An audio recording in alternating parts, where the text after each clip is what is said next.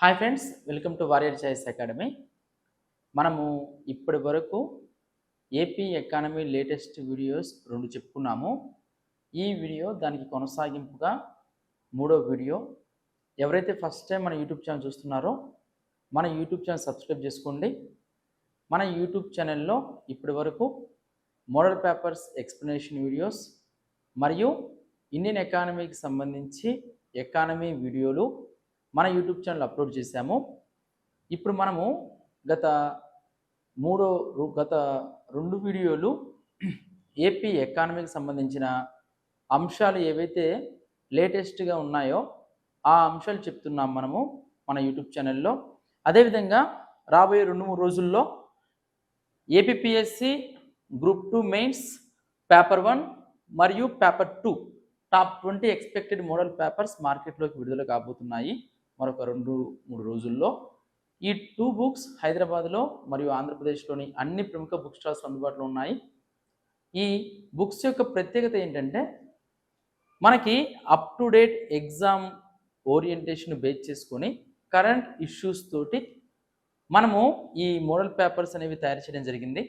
ముఖ్యంగా second paper విషయానికి వస్తే AP budget, AP economy, Indian budget, Indian economy మరియు ఆంధ్రప్రదేశ్ ప్రభుత్వం విడుదల చేసిన శ్వేతపత్రాలు మరియు నూతన పాలసీల మీద ప్రత్యేక ప్రశ్నలను పొందుపరిచి ఈ 2 బుక్స్ రూపొందించాము. ఈ 2 బుక్స్ 50% ఆఫర్తో ఎవరైతే డిసెంబర్ 31 లోపు ఈ 2 బుక్స్ తీసుకుంటారో వారికి ఫ్రీ హోమ్ డెలివరీ చేయడం జరుగుతుంది. అంటే ఈ 2 బుక్స్ విత్ పోస్టల్ మొత్తం అన్నీ కలుపుకొని 399కే మీ ఇంటి వద్దకే 600 MCQస్తో కూడినటువంటి 2 పుస్తకాలు రావడం జరుగుతుంది. ఓకేనా? చూడండి, ఇక క్లాస్లోకి వస్తే మనము ఇప్పటి వరకు 2 వీడియోలు చెప్పుకున్నాం. ఈ 2 వీడియోలకి కొనసాగింపుగా ఏపీ ఎకానమీ అప్డేట్ లేటెస్ట్ ఇష్యూస్కి సంబంధించి ఇది 3వ వీడియో. ఒకసారి మనం ఇప్పుడు దాకా ఏం చెప్పుకున్నామో చూద్దాము. చూడండి, మనకు మహనీయుల పేరుతో ప్రభుత్వ విద్యా పథకాలు అని ప్రభుత్వ పథకాలను మార్చారు. జగనన్న విద్యా కానుక గతంలో ఉండే పథకము, దానికి సర్వేపల్లి రాధాకృష్ణన్ విద్యామిత్రగా, జగనన్న గోరుముద్ద ఈ పథకానికి డొక్కా సీతమ్మ మధ్యాహ్న భోజన పథకంగా, జగనన్న ఆణిముత్యాలు ఈ పథకానికి అబ్దుల్ కలాం ప్రతిభా సేవా పురస్కారంగా పేర్లు మార్చడం జరిగిందని చెప్పుకున్నాము. మరియు అనంతపూర్లో ఏర్పాటు చేసిన సోలార్ పార్కులకి మనకి అవార్డు కూడా రావడం జరిగింది ministry of new and renewable energy నుంచి. ఈ పాయింట్ చెప్పుకున్నాం. గుజరాత్లో సమ్మిట్ జరిగింది, దానికి సంబంధించిన అంశాల గురించి. మరియు మద్యం పాలసీ, మనకు మద్యం దుకాణాల సంఖ్య తగ్గించారు, ఆదాయము అనేది పెరిగింది, మద్యానికి సంబంధించి అఫోర్డబుల్ ప్రైస్ తోటి ఇస్తున్నాము అని తెలియజేశారు. ఆ తర్వాత రతన్ టాటా ఇన్నోవేషన్ హబ్ అమరావతి కేంద్రంగా ఏర్పాటు, 5 గ్రోత్ సెంటర్స్ రాష్ట్రంలోని 5 ప్రాంతాలలో, యువతకు ఉద్యోగ కల్పన, సూపర్ 6లో భాగంగా 20 లక్షల ఉద్యోగ కల్పనే ప్రభుత్వ ధ్యేయము, తయారీ రంగంలో అయితే 5 లక్షల ఉద్యోగ కల్పన. ఆ తర్వాత మనం పాలసీ చెప్పుకున్నాం. అందులో industrial development policy, MSME entrepreneur development policy, ఆ తర్వాత electronics manufacturing policy, food processing policy, integrated clean energy policy. ఈ అంశాలు డీటెయిల్గా మనం చెప్పుకున్నాము. ఇది మొదటి వీడియోలో. ఆ తర్వాత 2వ వీడియోలో machine pot whole free Andhra Pradesh గుంతలు పూడ్చే కార్యక్రమము. గౌరవ ముఖ్యమంత్రి గారు విజయనగరం జిల్లాలో గజపతి నగరంలో ఈ కార్యక్రమాన్ని ప్రారంభించారు అని మనం చెప్పుకున్నాము. ఆ తర్వాత 10 అంశాలను దృష్టిలో పెట్టుకొని అభివృద్ధి ప్రణాళికను అనేదాన్ని తీసుకొచ్చారు అని చెప్పుకున్నాము. ఆ 10 అంశాల గురించి, దానికి సంబంధించి ఏవైతే అంశాలు ఉన్నాయో ఆ అంశాల గురించి మనం ప్రీవియస్ క్లాస్లో ఎక్స్ప్లెయిన్ చేసుకున్నాము. దీపం 2 పథకం గురించి, డ్రోన్ విప్లవానికి ఆంధ్రప్రదేశ్ సిద్ధం, డ్రోన్ హబ్, డ్రోన్ పాలసీ 4.0 కూడా వచ్చింది. కర్నూలు జిల్లా ఓర్వకల్లు, అక్కడ కూడా డ్రోన్కి సంబంధించి ఏర్పాటు చేస్తున్నారు అని మనం చెప్పుకున్నాం. Semi conductor and display fab policy, ఆ తర్వాత ఏపీ ట్రాన్స్కో ప్రాజెక్టులు ఎక్కడెక్కడ సబ్స్టేషన్ ఏర్పాటు చేస్తున్నారో చెప్పుకున్నాం. ల్యాండ్ గ్రాబింగ్ ప్రొహిబిషన్ బిల్లు 14 సంవత్సరాలు గరిష్ట జైలు శిక్ష, మార్కెట్ ధరలో పెనాల్టీ చెల్లించాలి. ఆ తర్వాత డ్రోన్ టెక్నాలజీ పాలసీ, ఇందులో భాగంగా 300 ఎకరాలలో drone city at Orvakal in Kurnool district. ఆ తర్వాత దీపం 2 గురించి, మనకి క్యాబినెట్ నిర్ణయాల గురించి, అమరావతిలో ఫస్ట్ గ్యాస్ ఇన్సులేటెడ్ సబ్స్టేషన్ని ఆంధ్రప్రదేశ్లో ఏర్పాటు చేస్తున్నారు. వ్యవసాయ బడ్జెట్ గురించి మనం మాట్లాడుకున్నాం. ఆ తర్వాత బడ్జెట్లో రెవెన్యూ రాబడి, రెవెన్యూ వ్యయం, మూలధన రాబడి, మూలధన వ్యయం, రెవెన్యూ లోటు, కోశ లోటు గురించి, అందులో మనకు ఎంత పర్సెంటేజ్ ఉందో చెప్పుకున్నాము. ఆ తర్వాత మనకి బడ్జెట్ అలొకేషన్స్ గురించి కూడా మనం మాట్లాడుకున్నాం. ఇది 2వ వీడియోలో చెప్పుకున్నాం. ఈ 2 వీడియోలు ఎవరైతే మిస్ అయినారో, ఈ వీడియో ఎవరైతే ఫస్ట్ టైం చూస్తున్నారో మన యూట్యూబ్ ఛానల్ సబ్స్క్రైబ్ చేసుకోండి. అదేవిధంగా ఫస్ట్ ఆ 2 వీడియోలు చూడండి. ఆ 2 వీడియోల తర్వాత ఇది కంటిన్యూషన్ వీడియో. ఇది ఏపీ ఎకానమీకి సంబంధించి లేటెస్ట్ అప్డేటెడ్ అంశాలు. ఈ అంశాలు మనకు ఏపీ ఎకానమీలో ఎంతగానో ఉపయోగపడతాయి. ఓకేనా, చూడండి. నెక్స్ట్,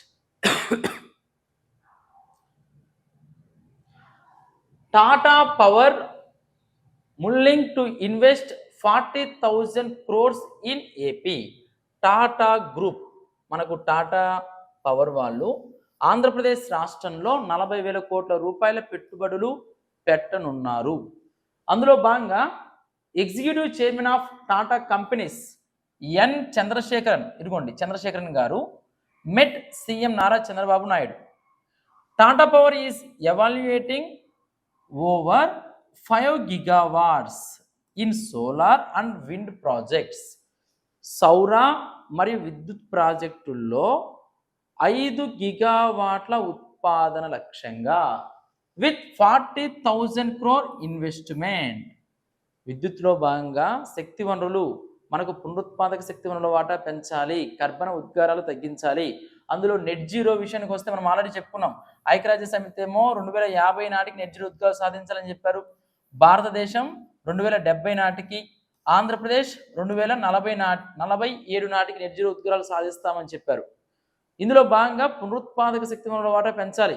ఇప్పటికీ శిలాజ ఇంధనాల వాటా 45%, మనకి శిలాజేతర ఇంధనాల వాటా 45%, పునరుత్పాదక ఇంధనాల వాటా 45% ఉంది. వీటిని పెంచాల్సిన అవసరం ఎంతైనా ఉంది.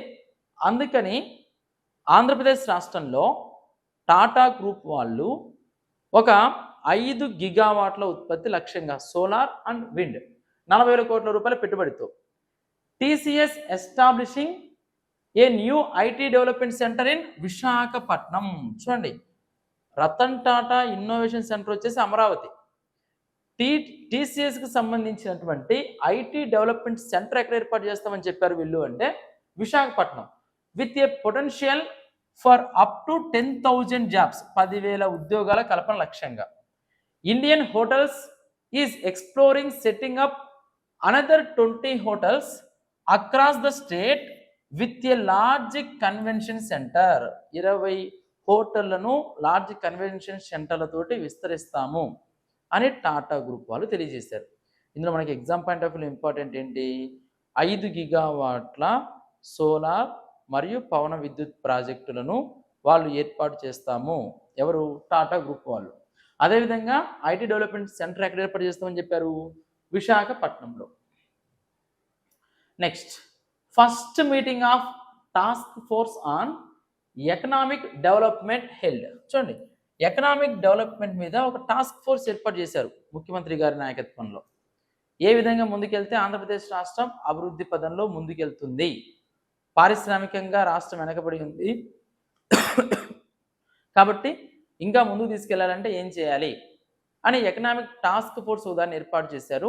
ఆ మీటింగ్ అనేది జరిగింది. First meeting of task force on economic development held.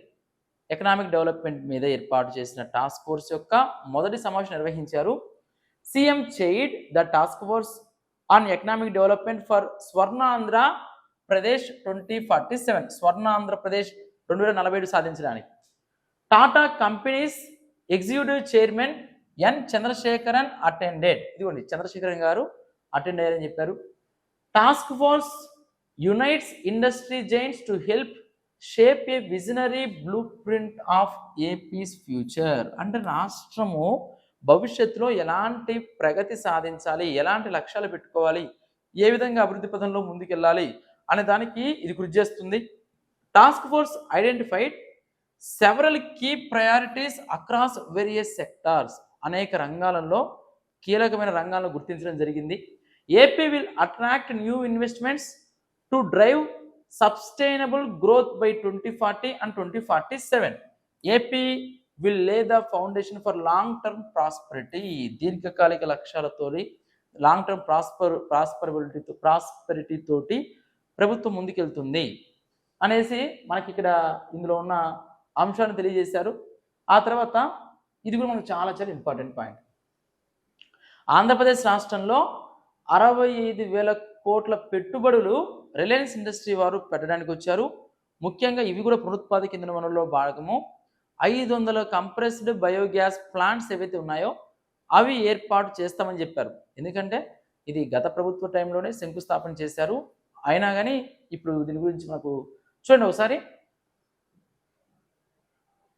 65,000 కోట్ల రూపాయల Reliance investment in AP, 65,000 crore Reliance investment in AP to create 2.50 lakh jobs.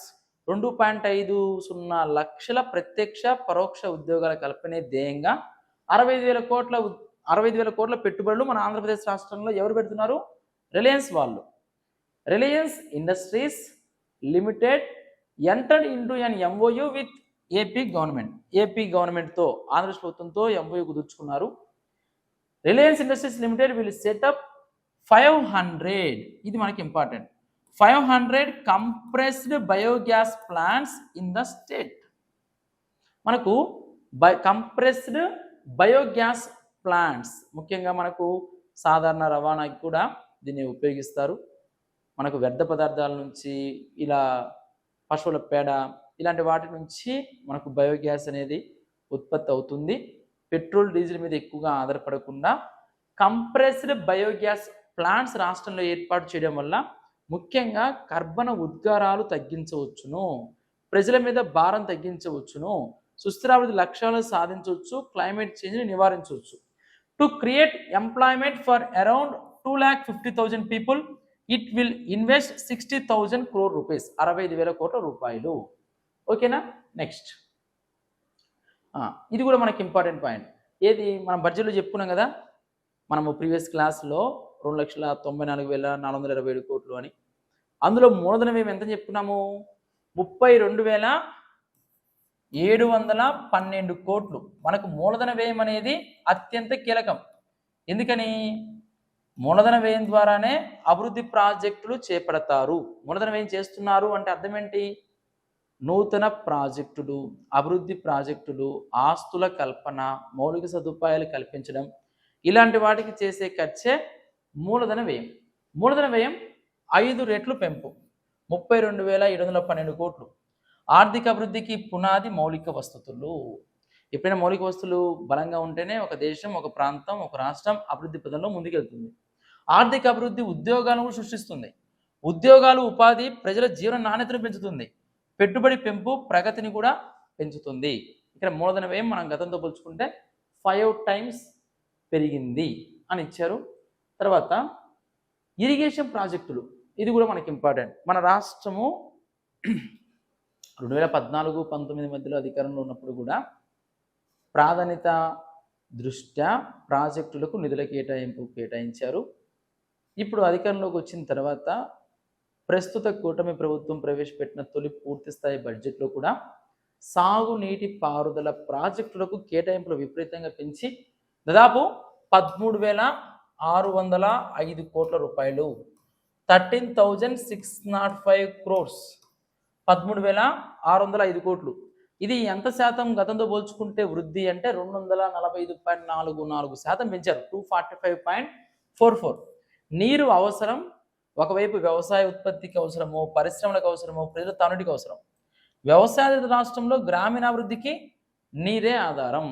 Main మనకి ప్రతి దానికి, ప్రతి రంగానికి నీరు అనేది అత్యంత కీలకమైనది.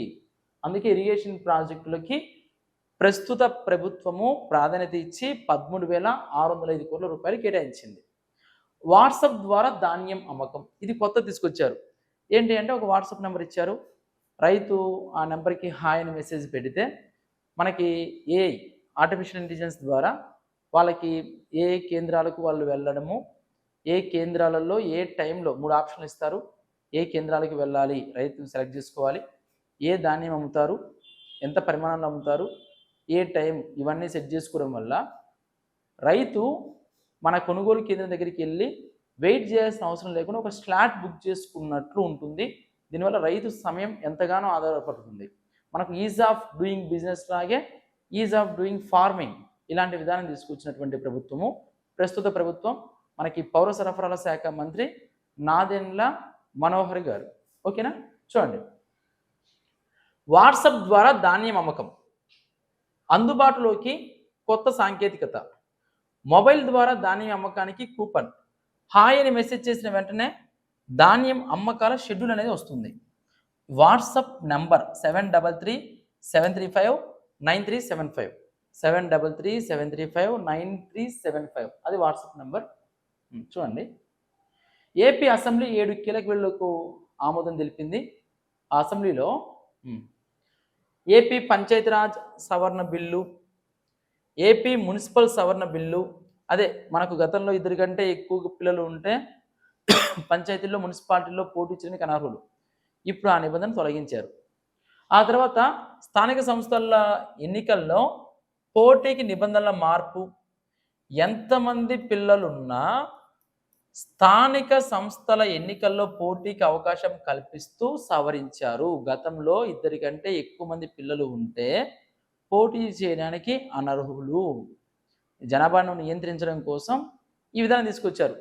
కానీ ప్రస్తుతం వృద్ధ జనాభా పెరిగిపోతుంది. ముఖ్యంగా దక్షిణాది రాష్ట్రాల్లో వృద్ధ జనాభా పెరిగిపోతుంది. ఫలితంగా రాజకీయంగా కూడా పార్లమెంట్లో మన స్థానాలు కూడా తగ్గిపోతున్నాయి.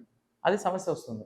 ఎన్టీఆర్ హెల్త్ వర్సిటీ సవరణ bill, ayurvedic homeopathy medical practitioners చట్ట సవరణ, ఏపీ మెడికల్ ప్రాక్టీషనర్స్ రిజిస్ట్రేషన్ చట్ట సవరణ బిల్లుకు ఆమోదం తెలిపింది. అనంతరం స్పీకర్ అయ్యన పాత్రుడు గారు శాసనసభను వాయిదా వేశారు. హాయ్ అంటే చాలు ధాన్యం కొంటామని చెప్పుకున్నాం కదా. ఇప్పటివరకు మనం చెప్పుకున్న పాయింట్లు ఇవన్నీ. ఈజ్ ఆఫ్ డూయింగ్ బిజినెస్ తరహాలో ease of doing farmer service విధానాన్ని ప్రస్తుత ప్రభుత్వం తీసుకొచ్చింది. రైతుల సమయం ఆదా కాకూడదు, సులభతరంగా ఉండాలి అని చెప్పేసి మంత్రి నాదెండ్ల మనోహర్ గారు తెలియజేశారు. ఈ పాయింట్ కూడా మనకి ఇంపార్టెంట్. చూడండి.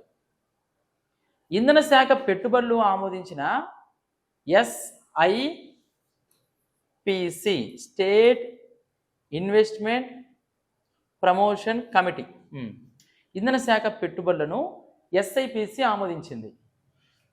రాష్ట్రంలో పారిశ్రామిక ఇంధన రంగాలకు సంబంధించి సుమారు 1.61 లక్షల కోట్ల పెట్టుబడుల ప్రతిపాదనలపై రాష్ట్ర పెట్టుబడుల ప్రోత్సాహక committee చర్చించింది.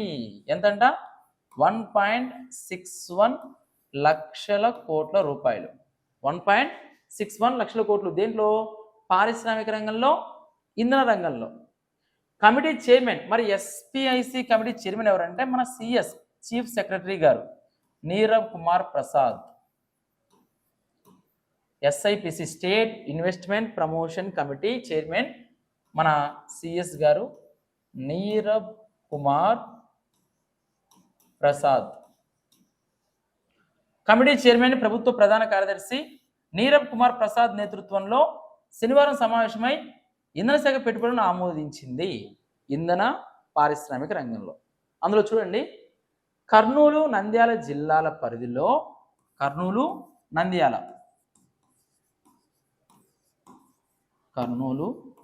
Nandyal integrated renewable energy projects private limited, integrated renewal energy projects private limited అదనంగా 500 మెగావాట్ల సౌర విద్యుత్ ప్రాజెక్ట్ ఏర్పాటుకు ప్రతిపాదించింది.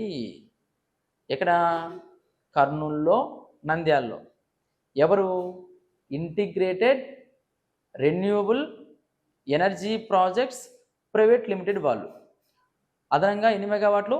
500 మెగావాట్లు సౌర విద్యుత్ ప్రాజెక్టుకు ప్రతిపాదించింది. ఈ ప్రతిపాదన ద్వారా 2000 కోట్ల పెట్టుబడులు, 1725 మందికి ఉపాధి కల్పించనున్నట్లు సంస్థ తెలిపింది. ప్రాజెక్ట్ ఏర్పాటుకి 3000 ఎకరాల ప్రభుత్వ ప్రైవేటు భూములు అవసరమని ఆ కంపెనీ తెలియజేసింది. ఆ సంస్థ ఇప్పటికే 800 మెగావాట్ల సౌర విద్యుత్ ప్రాజెక్టుల ఏర్పాటుకు ప్రభుత్వంతో ఒప్పందం కుదుర్చుకుంది. 24 నెలల్లో ప్రాజెక్టును పూర్తి చేయనున్నట్లు వెల్లడించింది. మనకి కర్నూలు, నంద్యాల జిల్లాలలో integrated renewable energy private limited అనేది ఒక కంపెనీ. ఆల్రెడీ సౌర విద్యుత్ 800 మెగావాట్లు ఉత్పత్తి చేస్తాము అని ఒప్పందం కుదుర్చుకున్నారు. ఇప్పుడు దానికి అదనంగా ఏమంటున్నారు?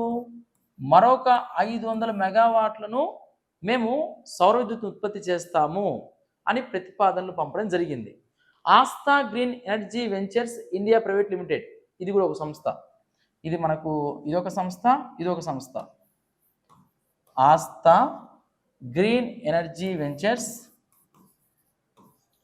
ఆస్థా green energy ventures India private limited, India private limited. వీళ్ళు వైఎస్ఆర్ అన్నమయ్య జిల్లాల పరిధిలో, ఎక్కడ?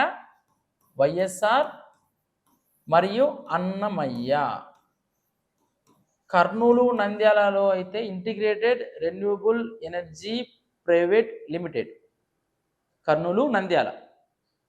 అదే మనకి వైఎస్ఆర్ కడప జిల్లా మరియు అన్నమయ్య జిల్లాల్లో Aastha green energy ventures India private limited వాళ్ళు 1800 మెగావాట్లు. ఎన్ని మెగావాట్లు? 1800 మెగావాట్ల పంప్డ్ స్టోరేజ్ విద్యుత్ ప్రాజెక్టును ఒంగిమల్ల దగ్గర ఏర్పాటు చేసే ఒప్పందం కుదుర్చుకుంది. పంప్డ్ స్టోరేజ్ విద్యుత్ ప్రాజెక్ట్ అంటే ఏం చెప్పుకున్నాం ఆల్రెడీ? ప్రాజెక్ట్ దగ్గర మనకు ఎగువన దిగువన ప్రాజెక్టులు కడతారు. ఇందులో విద్యుత్ డిమాండ్ లేనప్పుడు కింద నుంచి పైకి వాటర్ పంపిస్తారు. విద్యుత్ డిమాండ్ ఉన్నప్పుడు పైనుంచి కిందికి వాటర్ పంపిస్తూ టర్బైన్లను తిప్పి విద్యుత్ అనేది ఉత్పత్తి చేస్తారు. అది పంప్డ్ స్టోరేజ్ అని చెప్పుకున్నాం. ఇప్పుడు ఎక్కడ వీళ్ళు అంటే ఒంగిమల్ల, ఈ పని కూడా మనకి ఇంపార్టెంట్. అక్కడ ఏర్పాటు చేసిన ఒప్పందం కుదుర్చుకుంది. దానికి అదనంగా 186 ఎకరాల ప్రభుత్వ భూములు కేటాయించడానికి కోరింది. కంపెనీ పేరు కూడా అన్నమయ్య పంప్డ్ స్టోరేజ్ ప్రైవేట్ లిమిటెడ్గా మార్పు చేసేందుకు అనుమతించాలని విజ్ఞప్తి చేసింది. Aastha green energy ventures India private limited అనేది కంపెనీ పేరు. ఇప్పుడు వాళ్ళు అన్నమయ్యలో వైఎస్ఆర్లో పెడుతున్నారు కాబట్టి కంపెనీ పేరు కూడా మారుస్తాము అని చెప్పారు. ఏమని? Annamayya pumped storage private limited. ఈ ప్రతిపాదన ద్వారా 8240 కోట్ల పెట్టుబడులను సంస్థ పెట్టనుంది. 4000 మందికి ఉపాధి, 40 నెలల ప్రాజెక్టు పూర్తి చేయనున్నట్లు తెలిపింది. అది ఒకటి. ఇంకోటి Ecoren Energy India private Limited, Ecoren Energy India private Limited 277 మెగావాట్ల పవన విద్యుత్ ప్రాజెక్ట్ ఏర్పాటుకు ప్రతిపాదించింది. దీని ద్వారా 1642 కోట్ల పెట్టుబడులు, 350 మందికి ఉపాధి లభిస్తుందని సంస్థ పేర్కొంది. ప్రాజెక్టు కోసం 693 ఎకరాల భూములు కేటాయించాలని కోరింది. 24 నెలల్లో ప్రాజెక్టులు పూర్తి చేయనున్నట్లు తెలిపింది. ఇక్కడ 3 అంశాలు. ఒకటి, integrated renewable energy projects private limited, ఎక్కడ? కర్నూలులో, నంద్యాలలో. ఆల్రెడీ 200 మెగావాట్లు, ఇప్పుడు అదనంగా ఇంకో 500 మెగావాట్లు. 2, Aastha green energy ventures India private limited, Annamayya మరియు కడప. ఇది ఎన్ని? 18 మెగావాట్లు పంప్డ్ స్టోరేజ్. ఇది పేరు మారుస్తామని చెప్పారు, Annamayya pumped storage project private limited అని. 3వది Ecoren Energy India private Limited, 277 megawatts పవన విద్యుత్. ఇది ఆ ప్రాజెక్ట్ ఏర్పాటును కూడా ప్రతిపాదించడం జరిగింది. వీటిని స్టేట్ ఇన్వెస్ట్మెంట్ ప్రమోషన్ కమిటీ ఎవరు ఆధ్వర్యంలో ఉంటుంది? ఇది సిఎస్ నీరబ్ కుమార్ ప్రసాద్, ఆయన ఆమోదించడం జరిగింది. ఓకేనా?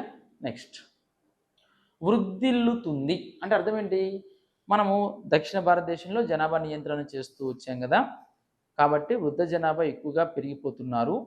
అని మనకి ఇక్కడ ఇచ్చారు. కేరళలో అలానే ఉంది పరిస్థితి.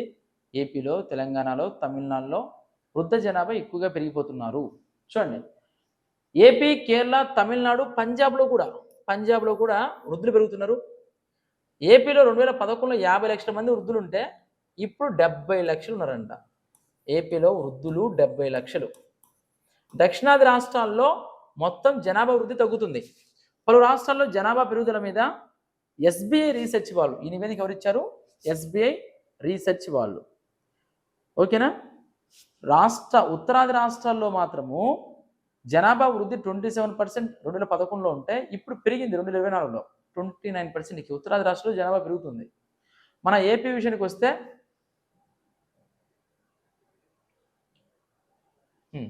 2011 జనాభాతో పోలిస్తే 2021 మనకు రాలేదు జనాభా లెక్కలు. మామూలుగా ఎస్బీఐ రీసెర్చ్ వాళ్ళు అంచనా వేసినటువంటి అంచనా ఇది. 24 అంచనాల మేరకు వృద్ధ జనాభా ఎక్కడ పెరిగింది అంటే కేరళ. ఎక్కడ పెరిగింది ఎక్కువ? కేరళ 16.5%. ఆ తర్వాత తమిళనాడు 13.6. ఆ తర్వాత హిమాచల్ ప్రదేశ్ 13.1. ఆ తర్వాత పంజాబ్ 12.6. ఏపీ విషయానికి వస్తే ఏపీలో 12.4. ఇదిగోండి, ఏపీలో 2011 వృద్ధుల శాతం 10.1 అయితే ప్రస్తుతం 12.4%.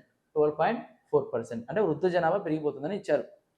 తలసరి ఆదాయంలో విశాఖ టాప్, రెండో స్థానంలో కృష్ణా, తర్వాత ఏలూరు, చివర్లో అల్లూరు జిల్లా. డైరెక్టర్ ఆఫ్ ఎకనామిక్స్ స్టాటిస్టిక్స్ వెల్లడి. మన తలసరి ఆదాయము చూడండి, తలసరి ఆదాయం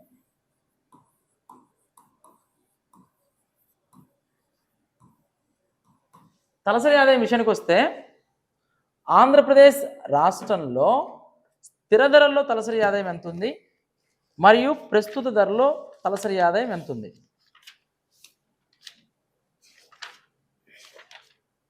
ఎగ్జాక్ట్ మనం చూసుకోవాలి. అందులో స్థిర ధరల విషయానికి వస్తే మనకి 135,806 రూపాయలు. 135,806 రూపాయలు ఇది స్థిర ధరలు. ప్రస్తుత ధరల విషయానికి వస్తే ప్రస్తుత ధరల ప్రకారం 2,42,479. 2,42,479 ఇది ప్రస్తుత ధరలు. దక్షిణ భారత రాష్ట్రాల్లో మనకే తలసరి ఆదాయం తక్కువగా ఉంది. ప్రస్తుత తలసరి ఆదాయము అంటే 2,42,479 రూపాయలు. ఇది వృద్ధి రేట్ ఎంత అంటే 10.28%. అదే స్థిర ధరలు అంటే 135,806 రూపాయలు. అది 7.20% వృద్ధి రేటు. 7.20% వృద్ధి రేటు. జిల్లాల పరంగా వస్తే మొదటి స్థానంలో ఉన్నది విశాఖపట్నం, చివరి స్థానంలో ఉన్నది అల్లూరి సీతారామరాజు జిల్లా.